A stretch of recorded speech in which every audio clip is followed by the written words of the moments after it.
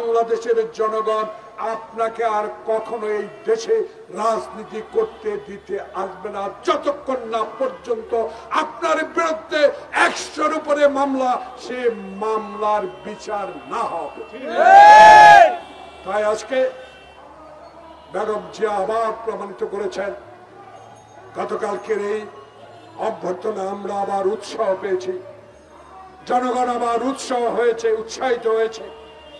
এদেশে গণতান্ত্রিক আন্দোলন ইনশাল্লাহ আবার সফল হবে। যারা 4000-এর উপরে বিএনপি নেতাকর্মী আত্মহত্যা দিয়েছেন, ছাত্র জনতার জুলাই আগস্টের বিপ্লবে যারা শত শত ছাত্র আত্মহত্যা দিয়েছেন, আপনাদের প্রতি আমাদের আশা, আপনাদের প্রতি আমাদের দোয়া থাকবে।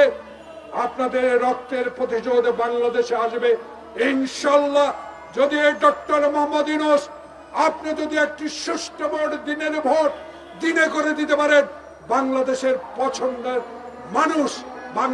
মানুষ পছন্দের দলকে ভোট দিয়ে ইনশাল্লাহ নির্বাচিত করে এই দেশে একটি সংসদ করবে। সেই সংসদে 31 দফার দাবি পূর্ণ বাস্তবায়ন করে দেশ পরিচালনা হবে। আজকে এই নাগরিক পরিষদ ছোট্ট হতে পারে, কিন্তু আপনারা যারা স্বাধীনভাবে সাংবাদিকতা আজকে করতে পেরেছেন, যেসব সাংবাদিক টিয়ার গ্যাস মুখে নিয়েও সংবাদ প্রকাশ করতে পারেন নাই, আজকে সাহসের সহিত আপনারা সে সংবাদ প্রকাশ করছেন।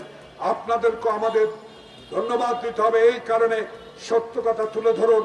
বাংলাদেশের 75% মানুষ এখন নির্বাচন চায়, আর নির্বাচন বিলম্বিত নয়, এখনই নির্বাচনের প্রয়োজন।